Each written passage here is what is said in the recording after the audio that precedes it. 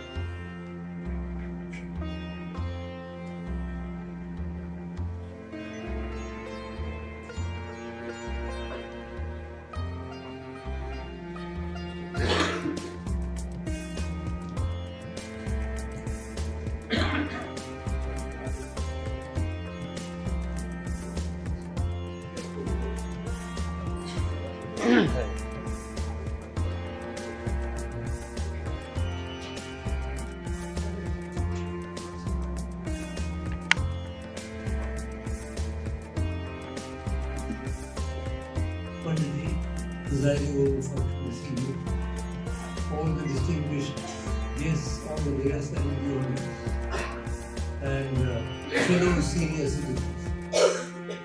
It is always a pleasure to interact with senior citizens because they have a wealth of experience and wisdom which is not usually available. And in our country now, as you know, the number of senior citizens is steadily increasing. As a result of that, certain special measures need to be taken by the government in order to ensure the welfare, particularly of those who are not in an economically good position. We do not have nearly enough homes or assisted living situation in this country, woefully actually, so that if elderly citizens are looked after by their children as they should be, तब तो कोई problem नहीं। लेकिन अगर बच्चे नहीं देखभाल करें तो उसके बाद उनकी दशा बहुत बुरी है। और ये हालांकि हमारे यहाँ कहा गया है कि माता पिता की सेवा की बहुत पुण्य माना, लेकिन शंकराचार्य ने भी ये कहा कि यावत रिक्तो पार्जन सकता तावत निज परिवार हो पश्चात धावती जल करते हे माता पिछली होगी। जब तक पैसा है तब पैसा वहाँ मामा जी, चाचा जी, नाना जी, दादाजी, जब पैसा समाप्त हो जाए तो शंकराचार्य ने 1500-1600 साल पहले कहा। तो दोनों पद्धतियाँ हमारे देश में चल रही है, दुष्ट पद्धति भी चल रही है और सुगत पद्धति भी चल रही है। और आजकल की परिस्थितियों में मुझे लगता है कि युवा पीढ़ी के लिए कठिन होता जा रहा है, क्योंकि अपने अपने कार्य में व्यस्त रहते हैं, उनके अपने परिवार को जाकर कई बार उनको बाहर जाना होता है। इसलिए कोई ऐसे प्रबंध हमारे सीनियर सिटीजन के लिए होने चाहिए जहाँ 2-3 कैटेगरीज हैं सीनियर सिटीजन। कुछ हैं जिनके पास अच्छी धनराशि है, लेकिन उनको रहने की व्यवस्था अच्छी तरह से होना चाहिए। वो पैसा देने को तैयार है, लेकिन रहने की कोई जगह नहीं। दूसरा मध्यम वर्ग के हैं जो थोड़ा कुछ दे सकते हैं, लेकिन पूरा नहीं अपना खर्चा निकाल सकते। और तीसरा गरीब वर्ग है जिनके पास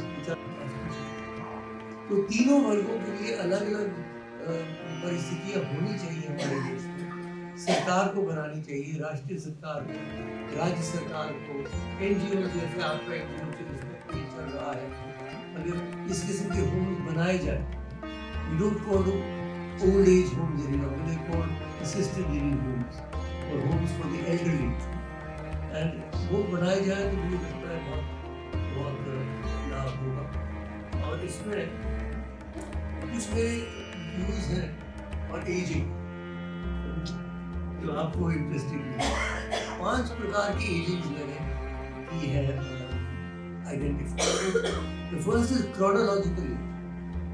क्रोनोलॉजिकल एज का मतलब है जिस दिन पैदा हुए थे उसको तो बदल नहीं सकते। हालांकि कई लोग मैट्रिक उसमें बदल भी देते हैं, लेकिन उनको विधायक साहब ने भी बदलना चाहिए, लेकिन वो बदल नहीं सकते। क्रोनोलॉजिकल एज स्टेज, आप इस दिन पैदा हुए थे, उस दिन उसको आप बदल नहीं सकते। इसीलिए वो रिटायरमेंट की एज रखी गई है सरकारी मुलाजिमों को। राजनीतिज्ञों को तो रिटायरमेंट होती है, चलते रहते हैं जब तक चली चले। दूसरा है फिजिकल एज। मैंने देखा मेरे अपने अनुभव में कि कई लोग हैं तो वृद्ध होते हुए भी तंदुरुस्त हैं, चल सकते हैं, पूरा उनका दिमाग चलता है। और कई लोग हैं जो 60 के ऊपर कहते हैं सठिया गए। 60 के ऊपर हमारे यहाँ कहावत है सठिया गए, सब मतलब है कि हम तो रह गए हैं, थक हो गए हमारे यहाँ कहते।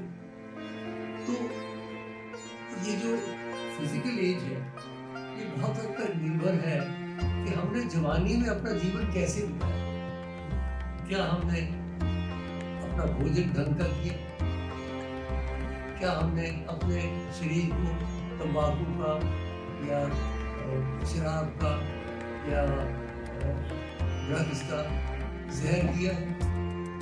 क्या हमने कुछ ना कुछ अपना एक्सरसाइज रखी है, कुछ चलना फिरना रखा है कि नहीं? तो बहुत सारे जो ये चीज़ें हैं बचपन में अगर सिखाई जाए उस समय शुरू की जाए तब आज हमें फायदेमंद है। तो ये तो मैं कह सकता हूँ कि हम तो खैर जैसे कि सुनिए, लेकिन जो युवा पीढ़ी है, उनसे युवा पीढ़ी है, उनको सिखाना बड़ा जरूरी है कि आप अपने शरीर को यदि तंदुरुस्त युवा पीढ़ी में नहीं रखेंगे तब जाके बड़े होकर आप ही को कर सकते। तो इसलिए फिजिकल एज जो है उसमें मैं समझता हूँ परिवर्तन हम कर सकते हैं। तीसरा है इमोशनल एज। इमोशनली जो होता है, ये लोग तो जैसे जैसे वृद्ध होते रहते हैं, जैसे जैसे ज्यादा गंभीर होते हैं, उससे प्रज्ञा प्रतिष्ठिता होती है, समझदार होते हैं। लेकिन कई लोग ऐसे भी हैं कि वृद्ध होते होते उनको ऐसे एक्सेंट्रिक अजीब अजीब गरीब हो जाते हैं कि उनकी सारी वो तवाज़ुन जो है वो गवा देते हैं। इमोशनल एज जो होती है बड़ी, वो इमोशनल एज जो है वो बड़ी आवश्यक है कि जैसे जैसे हम हमारी उम्र बढ़ती रहे वैसे हम अपने आप को संभालते रहें, पढ़ें लिखें, कुछ अपने अपने अंतरात्मा को सुदृढ़ बनाते रहें। तो इमोशनल एज का बड़ा फर्क है। मैं खुद देखूँ, जब मैं यहाँ पहले आया मंत्री बन के 46 वर्ष हो गए, उस वक्त जो मेरी इमोशनल स्ट्रेंथ थी आज उससे ज्यादा है, कम नहीं की।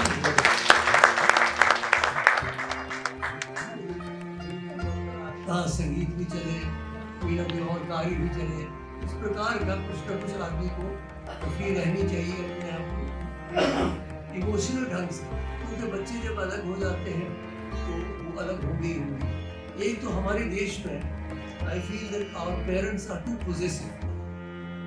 हम चाहते हैं कि हम अपने बच्चों के जीवन को कंट्रोल करें। ये पुरानी आदत है हमारे देश में, ये गलत बात है।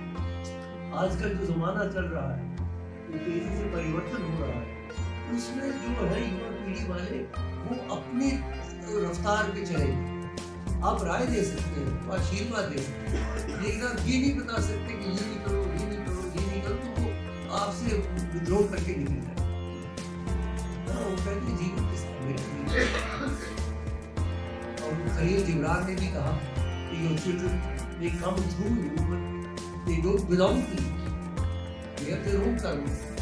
They have their own background, their own genetic configuration. इसलिए ये जो ये बड़ा साइकोलॉजिकल एज में बड़ा फर्क है। अगर हम ग्रेसफुली गिव अप करें तो उसमें भी इतना कष्ट नहीं है।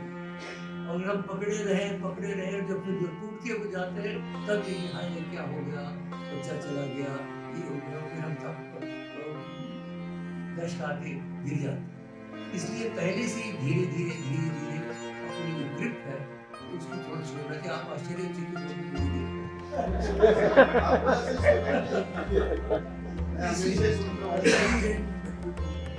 इसलिए ये चौथी एज मैंने बताई आपको chronological age, physical age, emotional age, psychological age, intellectual. जब तक हम पढ़ते लिखते नहीं हैं, पढ़ना टेलीविजन देखना बहुत अच्छा है, बहुत अच्छे अच्छे कार्यक्रम चलते हैं। 8 बजे शिव जी का सीरियल चलता है, देवों के देव महादेव, उसको तो कभी छूटता ही नहीं, चाहे कहीं जाना भी हो, जाना हो डिनर के लिए तो देख के जाते हैं। लेकिन कुछ इम्पोर्टेंट है, हमें कुछ अपना पढ़ना भी चाहिए। स्वयं पढ़ने की आदत हम लोगों की है, हमारी पीढ़ी में पढ़ने की आदत है, युवा पीढ़ी नहीं पढ़ती है, लेकिन हम कुछ पढ़ते रहें, उससे हमारा दिमाग में हम कुछ शतरंज खेलते रहे, स्क्रैबल खेलते रहे, पजल करते रहे, कुछ अपने दिमाग को चलाते रहने से दिमाग की ताजगी जो है वो भी बनी रहती है। और अगर हम बिल्कुल छोड़ दें, हाथ पैर छोड़ के बैठ जाएं तो फिर हम स्वयं भी डाउन हो जाएंगे। और आखिर जो एज है वो स्पिरिचुअल एज है,